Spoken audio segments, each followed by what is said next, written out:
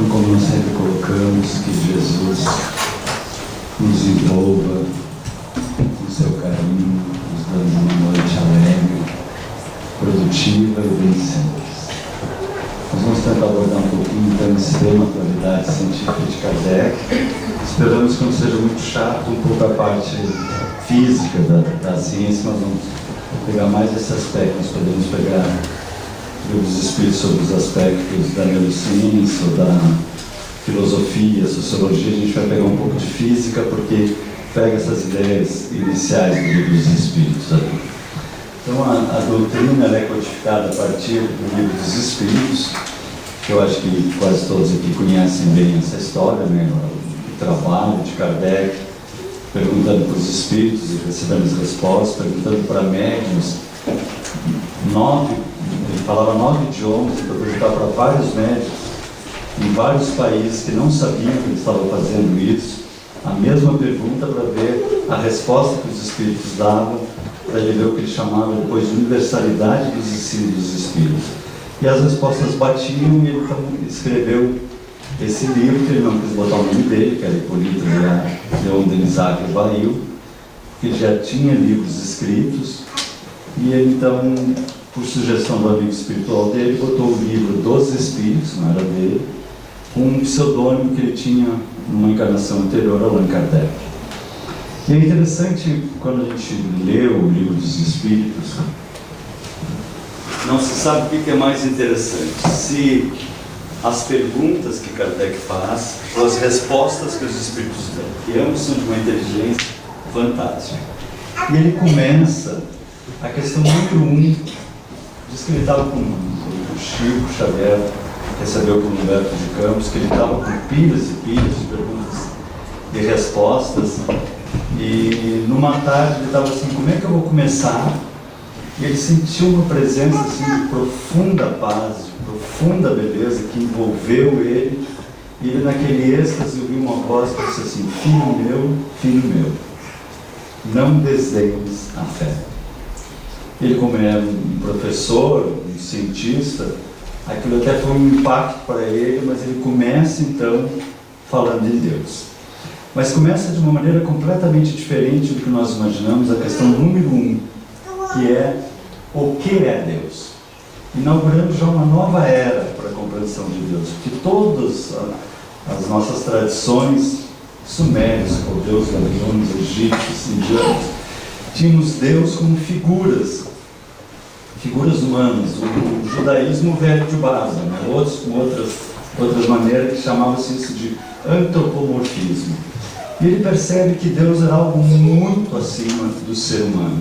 Ele não pergunta então quem é Deus, mas o que é Deus, dando uma grande diferença nisso. E os Espíritos respondem, Deus é a inteligência suprema, causa primária de todas as coisas, a causa primeira de todas as coisas. Na época de 1900, final de 1800, Max Planck descobre ali os quântumos de energia. Ele até vai num congresso e diz, olha, eu não entendo bem isso, mas Deus quer que eu fale para vocês. Ele fala então sobre os quântumos de energia, teria o corpuscular da luz, e daí surge a chamada física quântica, e Bohr, em 1920, postula que os átomos, se tinha a ideia que os átomos podiam ser tipo um bolo de passas, prótons, e as passas seriam os elétrons. Ele postula a ideia que seriam como se fossem quase as órbitas de planetas, prótons no meio e elétrons girando em volta. E que eles deveriam mudar de camadas, eles deveriam dar saltos de uma camada para outra. Esses saltos seria para ganhar energia ou perder energia. Cada vez que ele entra para dentro, por exemplo, ele solta um fóton, que é o que nós enxergamos. A luz que nós estamos vendo aqui é porque houve esse mecanismo. Mas daí eles quiseram ver os elétrons saltando. Começando, nós não conseguimos até hoje, né? Mas já naquela época eles queriam ver os elétrons saltando. E os elétrons passaram a ter uma característica muito interessante. Eles não saltam de uma órbita para outra. Eles desaparecem num ponto e aparecem em outro ponto. Para as esquisitices quânticas, assim. E eles dizem assim, como assim desaparece num ponto e aparece no outro ponto? Né? Hoje se sabe que ele vai para a quarta dimensão e retorna para a nossa dimensão. O tempo todo, todos os átomos fazem o tempo todo esse movimento. Eles vão para a quarta dimensão e voltam para a terceira dimensão, nesse processo que se chama de tunelamento. Então nós estamos aqui assistindo palestra, numa boa, assim, os nossos átomos estão desencarnando, encarnando. Nós aqui assistindo palestra. Então não tenho medo de morrer, que nós já estamos morrendo e voltando o tempo todo aqui, né? Mas eles foram tentar entender se os átomos eram o quê, como é que podia uma partícula desaparecer para a quarta dimensão e voltar, e aí ficaram nessa questão se o átomo era uma onda ou uma partícula, e descobriram que até hoje não se sabe nem se o átomo é onda ou partícula, ele é algo em estado de probabilidade. Não se preocupe que eu vou falar um pouquinho só de física aqui, vocês vão ficar meio duros, assim, que eu não vou entender nada, mas à medida que eu for falando, vocês vão ver que não vão entender nada mesmo, e vocês vão relaxar e deixar falando. Mas a ideia é essa, né? Que então eles são uma coisa, porque eles agem como onda, e onda não existe, porque onda seria assim, por exemplo, se eu jogo uma pedra na água, tem onda de água. Se eu jogo uma pedra num vinho, tem onda de vinho. Agora, a onda não existe. E eles às vezes são só onda. Então, onda de quê? Então ficou essa coisa. O que se sabe é que cada vez que a gente vai olhar, a gente colapsa e se transforma em partícula. A gente para de olhar, ele desaparece, transforma em onda, vai para a quarta dimensão. Então se percebe que tudo, a gente já falou isso aqui na outra vez que a gente esteve aqui, todas as estruturas são colapsadas, né? Uma mesa, ela está aqui porque alguém fez a mesa, lembra que eu falei isso na outra palestra? O marceneiro fez a mesa e a madeira. Uma árvore fez aquelas fibras, alguma coisa sempre faz. E a gente contou aqui, eu vou ser rápido, aquela ideia do Windows, alguém perguntando o que era o Windows no computador que estava presente. Então, era basicamente assim, chega um extraterrestre assim, o que é isso? Ele diz, isso é um Windows, posso olhar? E ele vai levar, vai ver que são circuitos que acendem, apagam, não tem Windows nenhum ali dentro. Vai olhar o DVD, é só uma plaquinha de plástico com furinhos, não tem Windows nenhum. Onde é que está o Windows? Quem se lembra da palestra? O Windows está exclusivamente na cabeça de quem fez e na cabeça de quem usa. Porque ele é puramente informação.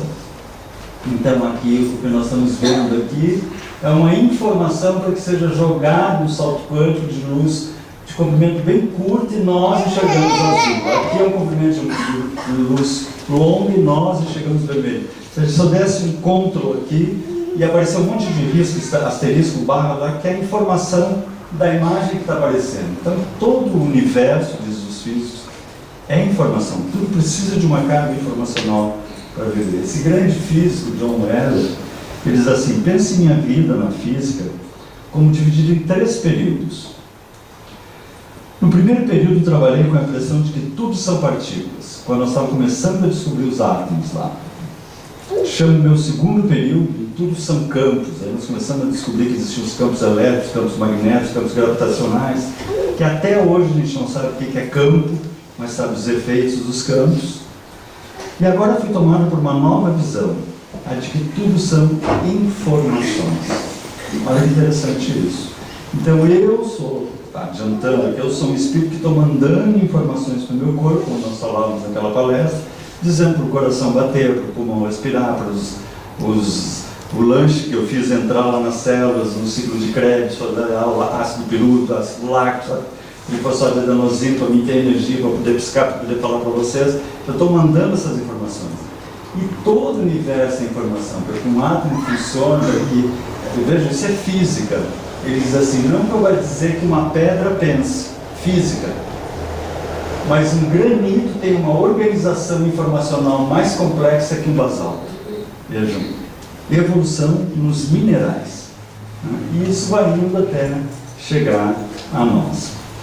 Então todo o universo é informação. Tudo tem que ter uma carga informacional para funcionar. Algo pensa o universo, dizem os próprios físicos, que para o universo funcionar alguma coisa está estruturando isso, né? E a gente pode pegar aquela passagem da Bíblia que diz, Deus disse, faça-se a luz, e a luz se fez. Em algum momento houve esse Big Bang, né? Bem interessante que foi uma coisa que explodiu, né? E deu esse nosso universo que nós conhecemos aqui. Eu sou muito chorão, Então, se eu estou assistindo filme, minhas filhas já ficam olhando, se tem uma parte emocionante, o pai está chorando, né? Porque eu já me emociono. Mas às vezes eu choro até estudando. Eu estava lendo um artigo de física e comecei a chorar quando eu vi isso, assim. Porque que tamanho era essa coisa que explodiu, né, no Big Bang para dar o universo? A gente fica imaginando, né? Era uma coisa infinitamente menor que um átomo. Um ponto imensamente menor que um átomo explodiu e deu o nosso universo. A gente não tem ideia do que é isso. A grandeza desse processo, a beleza desse processo, né? Mas o fato é que deu, e aí começam a surgir primeiro lá os elétronzinhos em volta do próton, um elétron em volta de um próton, ele aprende a girar um elétron em volta do próton, ele começa a girar dois elétrons em volta de dois prótons, aí já é o hélio, já é o cara, né? Aí depois três elétrons, aí ele vai criando as estruturas e vão se formando as estruturas, ou seja, inteligência suprema, causa primária de todas as coisas, algo estrutura o nosso universo e até onde nós estamos aqui. Isso a física que chega aí, né? Na questão 22, define-se normalmente a matéria como sendo que tem extensão, o que é capaz de impressionar os sentidos, o que é impenetrável, que eram as ideias que se tinha na época de Kardec, né? Imagina, 1857, matéria é aquele que tu bate, não tem como, pode pedir, medir, pesar, não tinha outra opção para se ver matéria. São exatas as definições, e os espíritos ousam responder: do vosso ponto de vista elas são, porque não falais senão o que conheceis.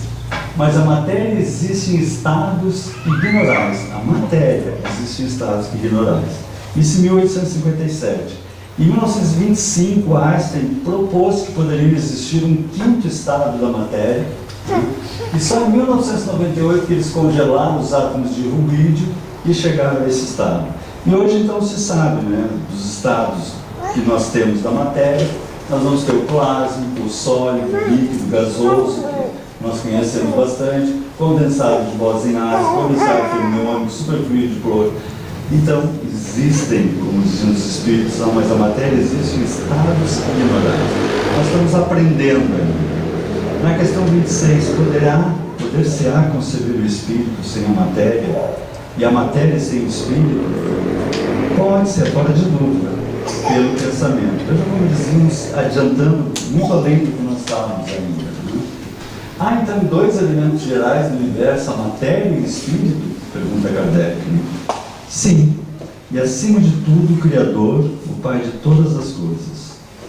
Deus, Espírito e Matéria constituem o princípio de tudo que existe, a Trindade universal, que é o que se tem hoje na ciência sob o nome de dualidade. Né? Nós temos uma natureza concreta, mecânica, que é o que nós estamos tentando também entender, átomos e partículas, e temos uma natureza abstrata que age sobre essa natureza mais sólida que nós chamamos, entre aspas, de matéria. E os físicos colocam assim: o cérebro, por exemplo, não produz a consciência, a consciência produz o cérebro.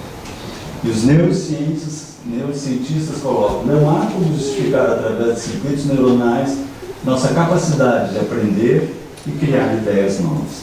Eu estou falando isso aqui para vocês em uma frase, mas eu fiquei agora em abril dando um curso de 4 horas na URGS, um curso de mini curso de extensão, justamente sobre dualidade. Inúmera quantidade de pesquisas que já tem sobre dualidade, espírito e matéria e energia além. Questão 36. Tinha aquela coisinha lá de Galileu, depois Newton também apresenta no congresso, que dizia assim: o que cai primeiro no chão? Uma pena ou uma bola de chumbo? Aí todo mundo riu, claro que a bola de chumbo. Ele disse: não, cai juntinhas. Aí todo mundo riu, Aí ele pegou um tubo de vidro bem grande, botou uma pena, botou uma bola de chumbo, tirou todo o ar, virou, caiu juntinhas. Eles, elas não caem junto porque o ventinho bate na pena. Porque sem ventinho caem juntinhos, porque a força que atua sobre elas é a mesma, é a gravidade. Tanto sobre a pena quanto a bola de chumbo. Né? Então não foi algo bem interessante, mas na época de Kardec, o tchan dos meios científicos Pode-se fazer o vácuo absoluto? Pode-se tirar todo o ventinho? Existe no universo algum local com vácuo absoluto? E Kardec ousa perguntar para os espíritos. E os espíritos respondem: não, não há o vácuo. O que te parece vazio está ocupado por matéria que te escapa aos sentidos e aos instrumentos. Em 1857, adiantando, porque só em 1930 que Paul Dirac foi descobrir um elétron positivo, que ele chama de pósitron, um próton negativo, que ele chama de antipróton, e ele vai descobrir então a antimatéria. A maior parte da matéria que vemos é feita de prótons e núcleos. Os componentes materiais do átomo existem dimensões invisíveis onde ocorrem processos de desdobramentos que criam nossa realidade. E aí nós estamos então tentando procurar a matéria, né? A teoria de bósons, que era mais uma partícula que precisava ter para dar consistência à nossa matéria, seria tipo botar uma maisena no bolinho, senão o bolinho ia ficar esfarelado, né? Uma farinha para não esfarelar, é o tal do bóson, né? E Higgs então teoriza sobre isso e eles começam a procurar. Em 2008 eles criaram o acelerador de Hadron, isso aqui é espetacular, eu sou apaixonado por isso. Entre a Suíça e a França eles fizeram a 100 metros de profundidade, 27 quilômetros, 8 andares de altura, tubos com 9 mil ímãs do tamanho de vagões de trem. Olha só o tamanho dessa coisa, 27 quilômetros, 9 mil ímãs, 8 andares, e ali eles largam um próton. E ele sai com os ímãs a correr nessa direção, e larga o outro nessa direção. E eles vão aumentando a velocidade, aumentando, até que eles se batem e se quebram em pedacinhos. É esses pedacinhos que eles estão tentando entender. Aí perguntaram: mas o que vocês estão tentando enxergar? Ele diz assim: estamos pesquisando nada entre as partículas. Porque a gente ainda não enxerga nada, na verdade. E aí, em 2013, talvez tenha sido descoberta essa aqui que faltava, o bóson de Higgs. A partir dessas pesquisas, ele ganhou um Nobel por isso, e depois se achou que talvez sejam Techni-Hides, outras partículas. Então ainda estamos apanhando nisso, né? Mas a gente pergunta assim: tá, mas a gente já conhece um monte de coisa, né? O universo, porque a gente conhece o universo como? Fazendo isso, quebrando os átomos lá em partículazinhas, minúsculas, pedacinhos, olhando para o universo. A gente tenta entender como é que funciona a nossa coisa aqui. Quando a gente está falando do universo, está falando aqui faz parte do universo. Está falando em átomos, está falando aqui, as coisas são feitas de átomos. E eles começaram a olhar e pesquisar, e estão pesquisando, né? Mas eles perceberam assim: deu o Big Bang, né? O Big Bang foi uma explosão, pum, né? Tipo fogos de artifício, pum. Só que fogos de artifício foi assim, ó, pum. E aí fica devagarzinho. E o nosso universo, há 13 bilhões e 700 milhões de anos, fez pum, e está cada vez mais rápido. E agora, no final do ano passado, os últimos cálculos com o telescópio do Hubble, eles descobriram que está mais veloz do que se supunha. Ou seja, nós estamos super expandindo.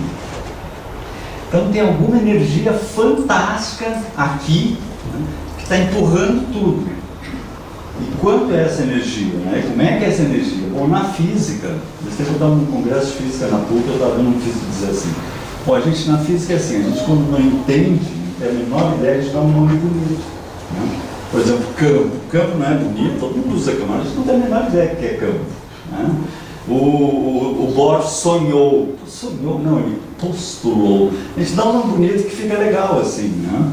E essa energia, a gente não tem a menor ideia, então a gente chama de energia escura. E quanto que é isso? 73% do que tem aqui é energia escura. O que é isso? Não tem a menor ideia, mas sabe-se que tem, né? 73% a gente não tem a menor ideia. O que a gente sabe? Não, aí a gente sabe assim, que existem as galáxias, né? Elas estão girando, é tipo bolhadeiro, elas estão girando, elas deviam estar se expandindo. Mas elas não estão se expandindo como deviam estar se expandindo. Então deve estar muito densa, deve ter muita matéria ali que a gente não tem a menor ideia. Quanto? 23% é matéria escura. A gente não tem a menor ideia do que é. Tá, mas e daí? O que a gente sabe então? 4%, que é a dos átomos. Ah, bom, então essa aí a gente sabe. É aquela que nós estamos pesquisando lá, né? Então a gente não tem a menor ideia do que está acontecendo aqui, o que tem aqui, só sabe que tem 73% de energia escura, 23% de matéria escura, que é o que os espíritos nos dizem, que tem espírito com perispírito, perispírito é a matéria. Está aqui e a gente não consegue ainda detectar. Então essa é a nossa visão do universo. Mas daí nós temos também a chamada lei de ação e reação, né? Se eu largar essa caneta, ela cai por causa da gravidade. Lei de ação, se ela andar, é porque eu empurrei, né? Então a gente sabe que se eu der uma tacada aqui, as bolinhas andam. Até aí é maravilhoso. Só que dentro da neurociência e dentro da física, pesquisando o cérebro, se teve uma surpresa bem grande. Aliás, em vários aspectos da natureza já se localiza isso. Que é quando a bolinha anda e não existe o tato. Aí a gente se vê isso numa loja, num ambiente de bilhar, a gente sai correndo, né? Só que isso constantemente está ocorrendo no universo, né? Que se diz, chama-se isso de ação não local, ou seja, de algum lugar está vindo esse impulso. E o nosso cérebro constantemente está sofrendo efeitos não locais, ou seja, os átomos estão agindo de uma forma, as proteínas estão se dobrando por ações não locais. E por isso os físicos começam a dizer assim, domínios mentais e materiais são distintos. Veja que interessante já. Esse aqui é um físico russo, né? O russo é muito ligado ao materialismo, e ele diz assim, ó, nada na física nos impede de acrescentar, senão não tem como explicar, um espaço de elementos de consciência ao mundo natural, que consiste em massa, espaço-tempo e estados informativos. Ou seja, tem que ter uma consciência mexendo nisso, que há mais de 50 anos atrás, André Luiz, através do Chico Xavier, já falava em forças mento-eletromagnéticas. A nossa mente agindo em tudo. E naquela questão 27, novamente, que falava de Deus, Espírito e Matéria, diz assim, mas ao elemento material eu preciso acrescentar o fluido universal, que faz o papel intermediário entre o espírito e a matéria, propriamente dito, muito grosseira para que o espírito possa ter uma ação sobre ela. E recentemente eles localizaram então que todo o universo, todos nós estamos ligados por filamentos de matéria escura, ou seja, nós estamos mais ligados do que nós imaginamos. Aliás, nós aqui, por exemplo, estamos mergulhados em poeira, graças a Deus, isso aqui está cheio de poeira, né? Senão não funcionaria nosso intercâmbio. Porque o que acontece?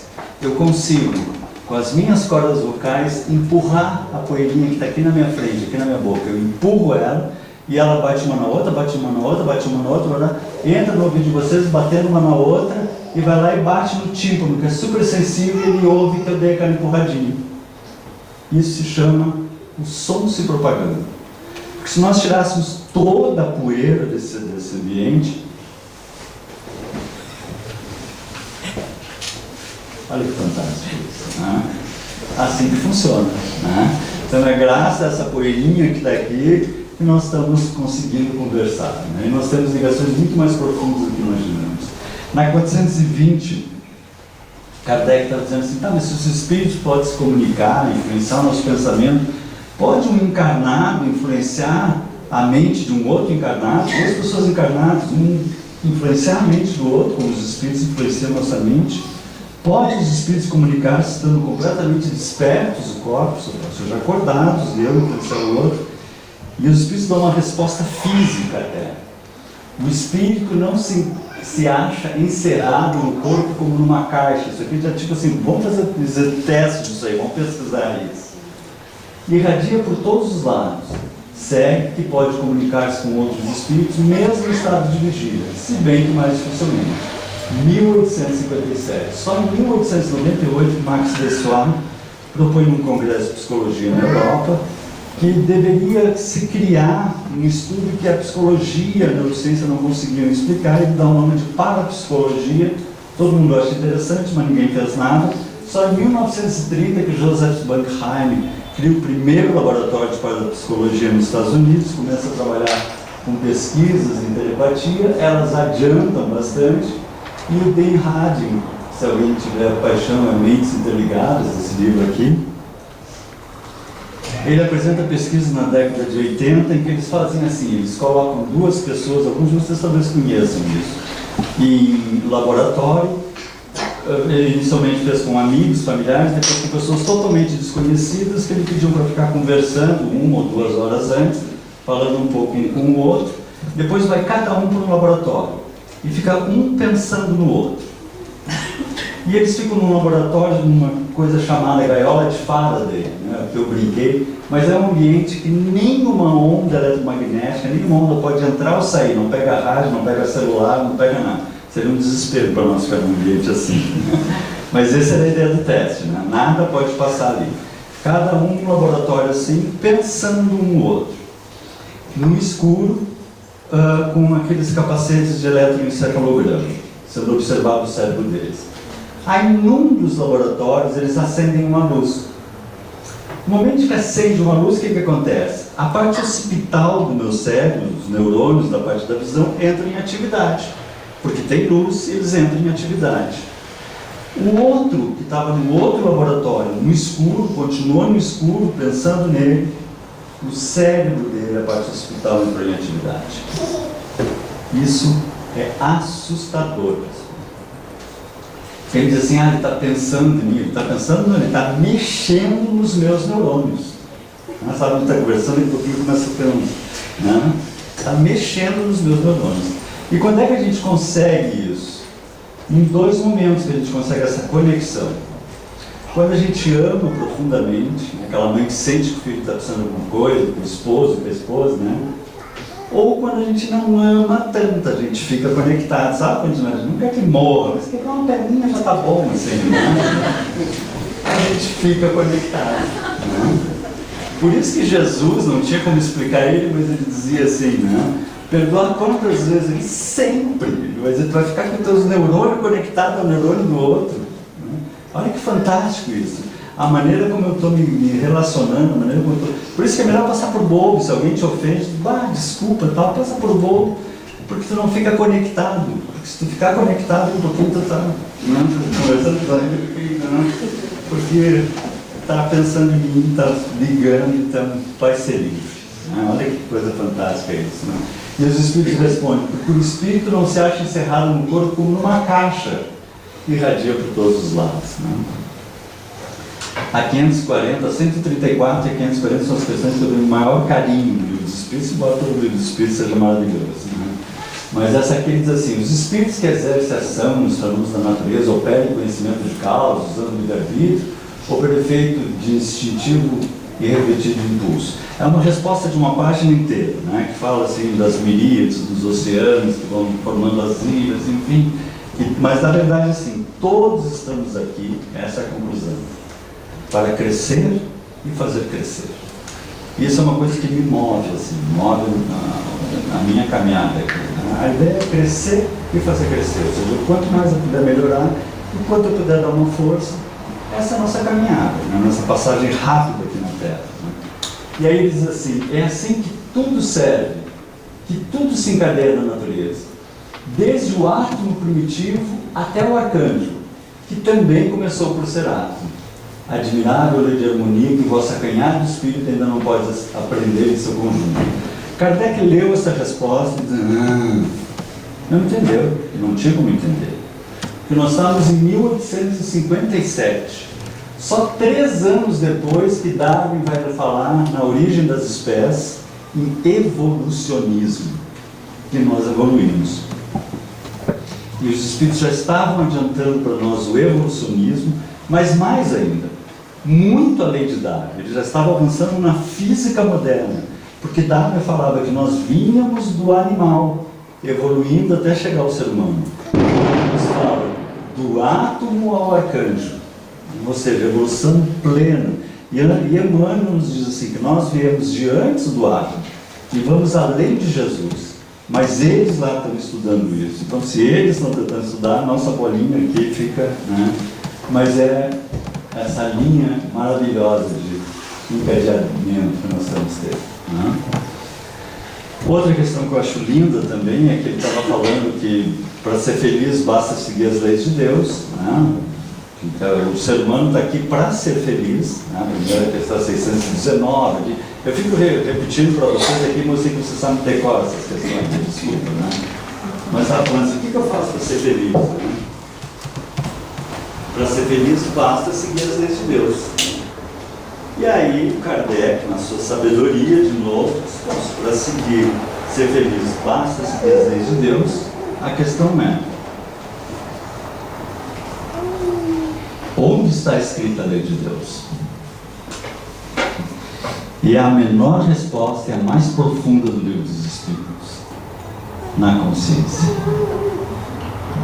A gente sabe, e se a gente não sabe, a natureza cuida da gente. Essa passagem, assim, uma passagem que eu gosto muito de Jesus, que alguém pergunta para ele: mestre, é pecado tal coisa? E ele se vira e diz assim: agora é. Agora tu sabe. Antes tu não sabia, mas agora tu sabe.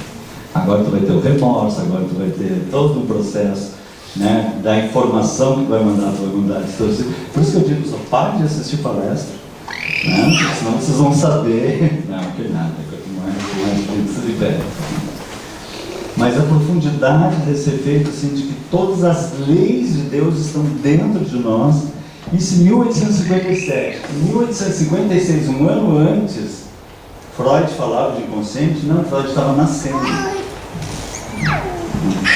Ia nascer, tinha 1 aninho de idade, e os espíritos já estavam nos abordando isso. Depois Jung vai falar em ego, self, enfim. Dentro da sociologia, a questão 806, temos sempre que pensar que nós estamos lá no século retrasado, né?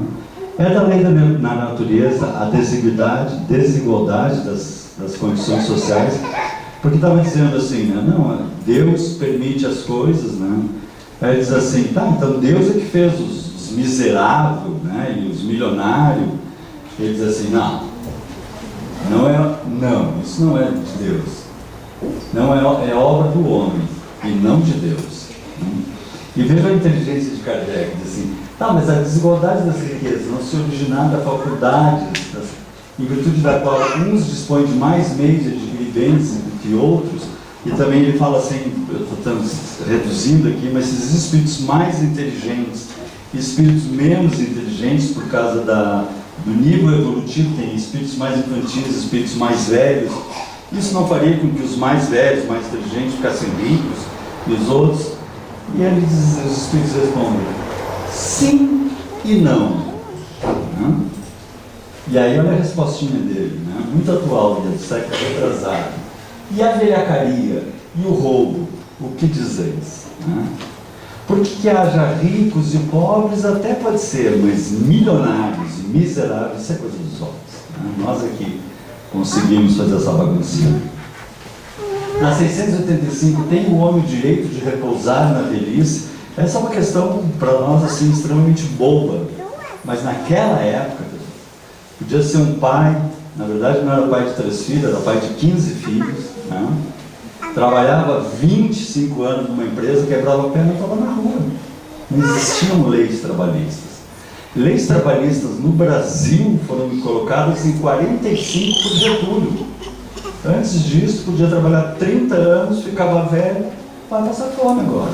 Ou alguém vai cuidar de ti, mas não existia nenhum recurso. E Kardec já pergunta sobre isso, quase na metade do século anterior.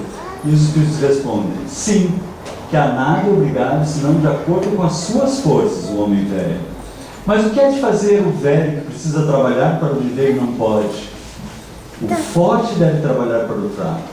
Não tendo esse família, a sociedade deve fazer as vezes 10.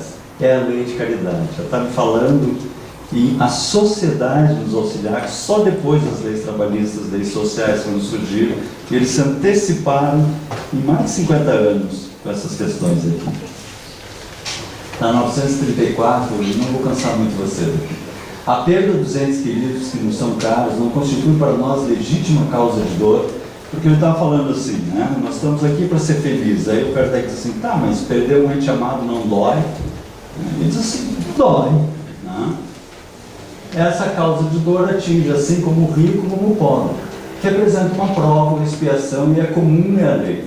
Tendes, porém, uma consolação em poderes comunicar-vos com os vossos amigos pelos meios que vos estão ao alcance, que é a mediunidade, se comunicar com esse partido. Enquanto não dispondes de outros mais diretos e mais acessíveis aos vossos sentidos. A gente foi apresentar, não tem mediunidade, enquanto não tem outros mais diretos, mais acessíveis. Em 1950, Frederico Jurgenson estava gravando Vozes de Pássaros. Não sei se você se lembra naquela época, eu não era nascido, mas existiam discos que se botavam em vitrolas.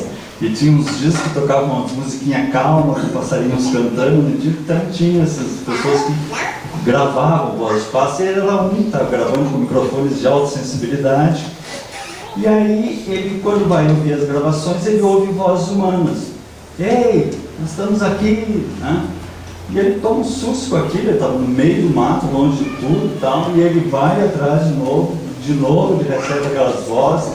Aí, vou encurtar a história, a Philcom, a Telefunken, criam para ele salas especiais para ele fazer as gravações, para fazer esses testes. As vozes se manifestam em idiomas diferentes, que não eram de nenhuma rádio, e ele então abre o caminho para a transcomunicação instrumental, é condecorada até pelo Papa com a ordem, né, dos que estudam e mostram a existência de um plano espiritual. Esse estudo segue aqui no Brasil, o engenheiro Hernani Guimarães de Andrade trabalha com isso. Eu tive a oportunidade em um congresso internacional de transcomunicação instrumental, a gente recebeu umas vozes num gravador, né?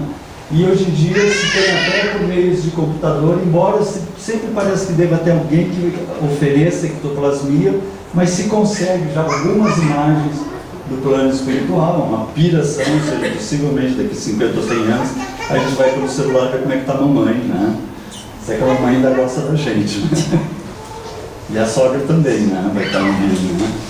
Enquanto não dispõe de outros meios mais diretos, mais acessíveis aos sentidos. Estamos se adiantando a nós. Bom, eu não vou ficar cansando aqui no Livro dos Espíritos, que é o Vadimec, é o primeiro, mas o Livro dos Espíritos ele é feito em 4 partes, das causas primárias, e depois ele escreve a Gênesis, do mundo do espírito ao mundo dos espíritos, e depois ele escreve o Livro dos Médiuns, das leis morais, que ele escreve o Evangelho segundo o Espiritismo, e das esperanças e consolações, que ele escreve então o Céu e o Inferno. Essas 4, mais o Livro dos Espíritos, 5 obras são o Pentateuco Espírito, né? Então, eu não vou botar na ordem só por uma questão de idade. Em 1864, ele escreve então Instruções Práticas para a Comunicação com os Espíritos, que depois recebe o nome de O Livro dos Médiuns, que é o maior tratado de parapsicologia psiteta, que se chama, que existe. Não existe nenhum outro que trate mediunidade com tanto detalhe, os tipos de mediunidade, a maneira de entrar em contato com os espíritos. Quem já leu o Livro dos Médiuns é encantador. Mas o que eu gosto que ele nos traz é que todos somos médiuns. Todos temos mediunidades. A gente já viu lá aquela mensagem, né, do quanto meu cérebro atua no outro cérebro. Então nós nos comunicamos entre encarnados e também entre desencarnados. Então todos somos médiuns em maior ou menor grau. E principalmente em maior ou menor nível de consciência. Os espíritos, tem uma questão do Livro dos Espíritos, os espíritos atuam em nossa vida mais do que supomos. Tanto que por vezes são eles que nos conduzem. Então, constantemente nós estamos sintonizando. Qual foi o maior médico de todos os tempos que a gente diz? Jesus. Qual foi o maior psicólogo de todos os tempos? Jesus. O maior sociólogo de todos os tempos? Jesus. O maior internauta de todos os tempos? Não, peraí, internauta não dá, porque é interno. Jesus. Porque ele dizia, busca e acharás. O maior Google que nós temos. E se vocês quiserem fazer esse teste, façam como se estiverem em casa, assim, né? Busca alegria. Então vocês pensam assim, em um lugar bonito, umas férias gostosas, e esse pensamento vai sair, e como diz Emmanuel, numa fração de segundo, vai ir e vai retornar, associado, aumentado por todos os pensamentos afins. E nós vamos ficar numa boa. Depois você senta de novo na cadeirinha e pensa assim no congresso, né? Ou pense naquela pessoa assim que vocês rezam, assim, Jesus, leva ele, né? Nosso pensamento vai ir e vai voltar reforçado por todos os pensamentos afins. E a gente só ia ficar com uma reguinha, tem que matar porque é inferno, era só uma raivinha, né? Mas se amplificou. E essa é a nossa mediunidade, essas capacidade que nós temos de sintonizar e amplificar todo o nosso potencial. O Bill Gates dizia isso. A gente pensa, constantemente a gente pensa. Já que a gente pensa, vamos pensar coisa boa. Não, para que a gente vai pensar coisa ruim? Tem que ser muito trouxa para da vida é mas claro. Onde é que está botando a tua cabeça? Onde é que está botando teus pensamentos? Né? Nós sintonizamos, busca achar, nós sintonizamos o nosso processo. Esse é o nosso mecanismo mediúnico. Né? Então essa é a nossa mediunidade no dia a dia. Os espíritos não estão preocupados com a nossa mediunidade dentro da casa espírita, que a gente vem, se concentra com os amigos, a gente quer saber lá fora como é que a gente está sendo médico, como é que a gente está conversando, o que a gente está passando, o que nós estamos transmitindo para os outros, né? O que nós estamos passando para os outros. Tem uma historinha que eu gosto muito, eu gosto muito dessas historinhas zens, né? E aí está um monge, um discípulo na frente de uma cidade, e aí vem um cara a cavalo na entrada da cidade, ele está ensinando o discípulo dele, assim, e o cara para e diz assim, escuta, eu estou meio que me mudando, estou saindo da minha cidade, lá estou vindo para cá, como é que é essa cidade aqui? E ele diz assim, como é que era a tua cidade lá? Pá, aquilo lá era um inferno, era um horror, uma fofocaiada, todo mundo falando mal de todo mundo. Ele diz assim, pá, desculpa, mas assim aqui também é igual essa tua cidade. Deus me livre, puxa o cavalo e vai embora. E ele continua ensinando o discípulo e tal, daqui a pouquinho vem um outro cavalo assim, amigo, que eu estou agora me mudando, que eu vou conseguir uns trabalhos aqui por perto, eu estava pensando em vir morar numa cidade por aqui. Como é que é essa cidade? Como é que era a tua cidade? Bah, dá até pena disso aí. Aquilo era uma família só, todo mundo amigo de todo mundo legal com todo mundo tentando ajudar todo mundo. E diz assim, então entra porque aqui é bem assim. Aí o cara entrou bem entusiasmado, e o discípulo não aguentou.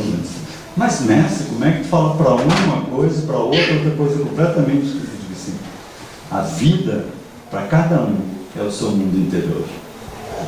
Então, para um vai ser aquilo, para o outro vai ser aquele outro, e nós construímos o nosso processo. Nós sintonizamos o ambiente, vivemos o ambiente que nós queremos.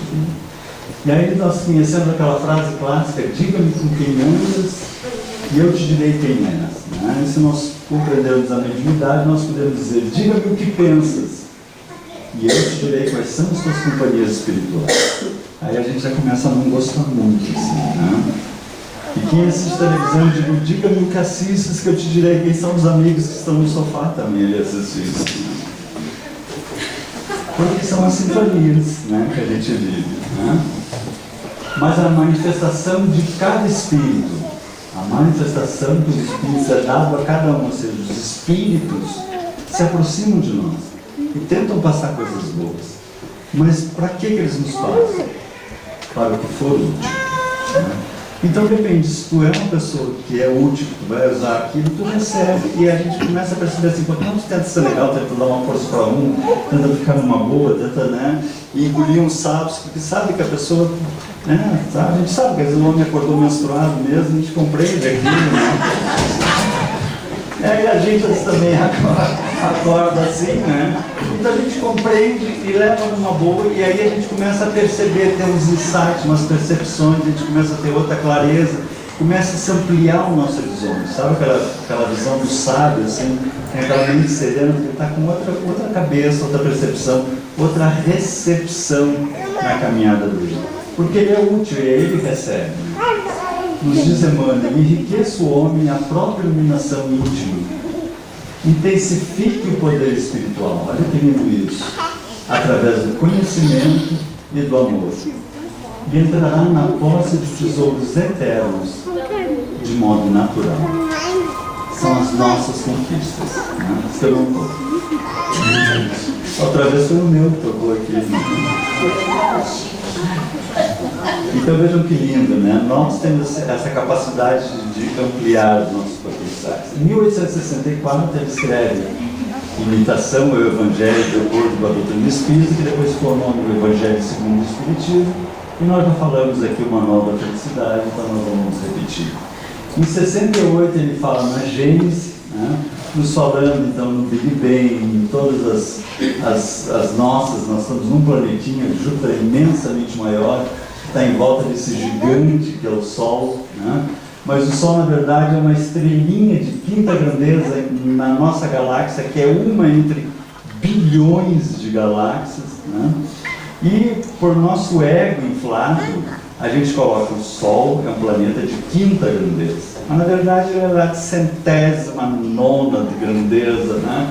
Porque se nós olharmos, por exemplo, Antares, Betelgeuse, Aldebaran, Rio, Ares, Pó, Sim, Sol, nem aparece, nem aparece. Diz que é de quinta, Agora imagina um nascer de Antares, um pôr de Antares, né?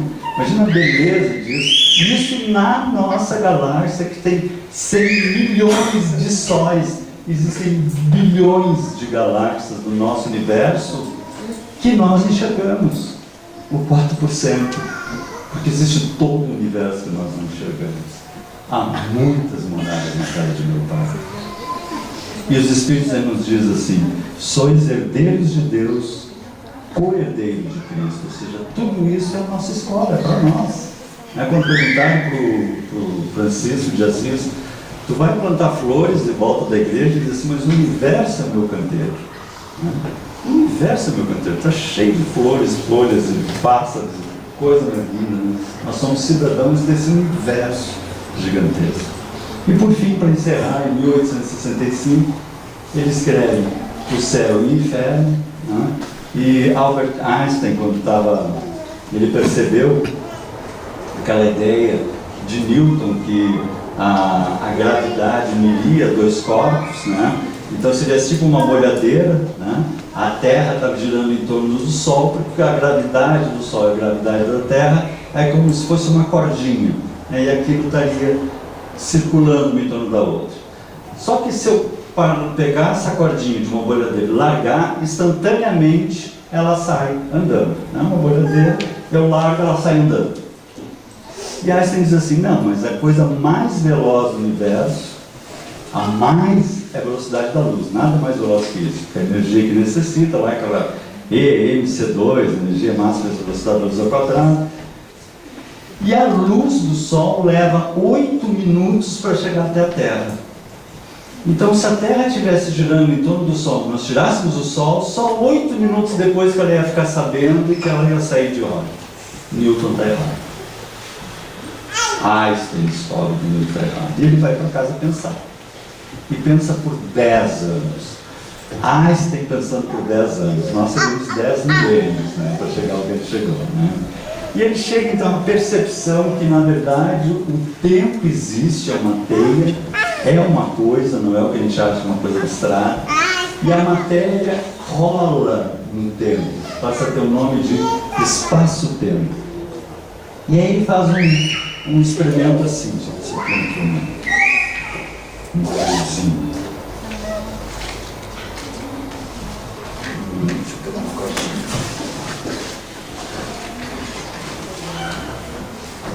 Aqui, deixa eu pegar um fio assim. Se eu tenho um fio é uma dimensão só, né? Então ele não pode sair dessa dimensão. Se ele está em uma dimensão, ele está firme assim. Se eu curvar, para curvar eu preciso usar um plano, senão não tem como curvar, ele passa a usar aparelho. Então se eu curvar uma dimensão, ela cai em duas dimensões. Será? Você tem falando. Aqui eu tenho uma página de duas dimensões, comprimento e largura. É duas dimensões. Mas se eu curvar ela, ganho uma altura. Eu tenho comprimento, largura e uma altura, seja lá qual for. Então se eu curvo uma dimensão, eu caio em duas dimensões. Se eu curvo duas dimensões, inevitavelmente eu vou para a terceira dimensão. Por que ele diz isso?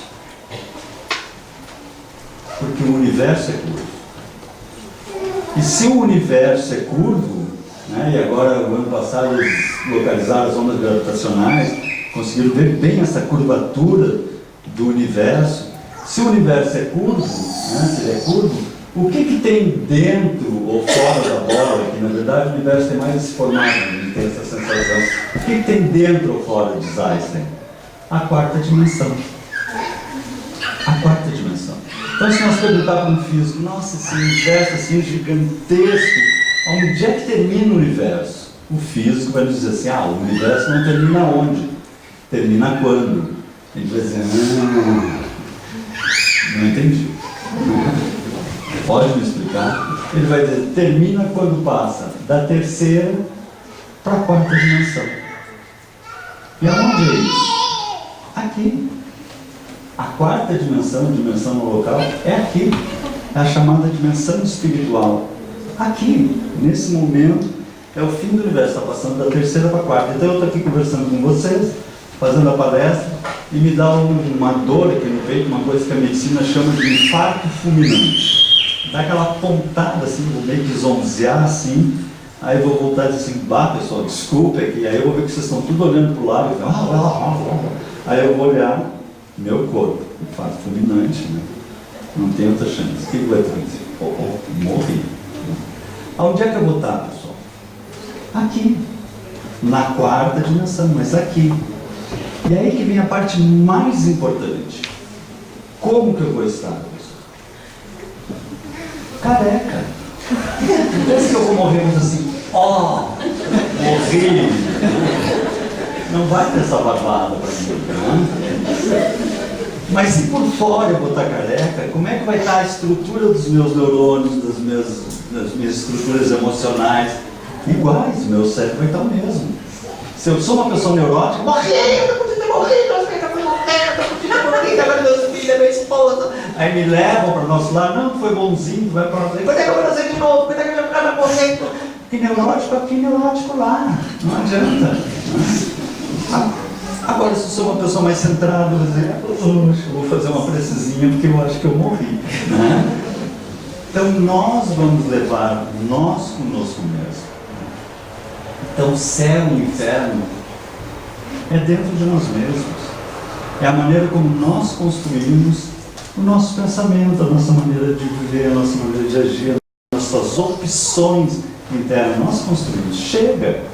Eu não quero mais ser essa criatura velha, resinguenta. Chega, deu! Eu quero viver numa boa, quero viver junto com a natureza, com o espaço, quero viver como um cidadão do universo infinito. Estou passando aqui pela Terra. Está cheio de gente que não entende que cada um está no seu ponto de crescimento, mas eu quero crescer.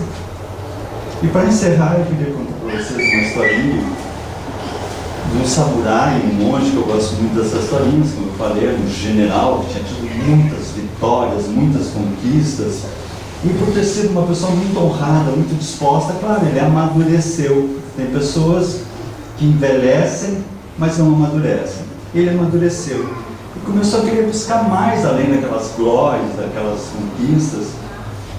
E ele ficou sabendo que existia um monge que morava afastado, assim.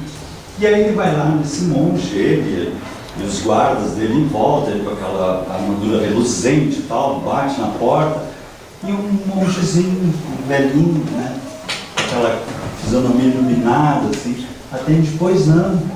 Ele disse, não, me disseram que é uma pessoa iluminada, e eu queria que tu viesse me falar um pouco, eu queria que tu me explicasse, por exemplo, sobre o céu e o inferno. Aí o monge pensa antes de falar, né? Os sábios pensam antes de falar, olha bem para ele assim, e diz bem alto para todos os outros ouvirem assim, eu não vou perder o meu tempo com gente da tua laia. O general começou a ficar roxo, ficar vermelho, não sabia se puxava a espada, se não puxava a espada. Quando ele estava quase explodindo, o monge disse assim, meu filho, isso é o inferno. Vem outra vez que eu vou te falar sobre o céu. E é isso, né? Que nós possamos saber que nós podemos carregar o céu ou o inferno dentro de nós. E carregarmos, optarmos por caminharmos com o céu que Jesus nos traz. Era isso, muito obrigado.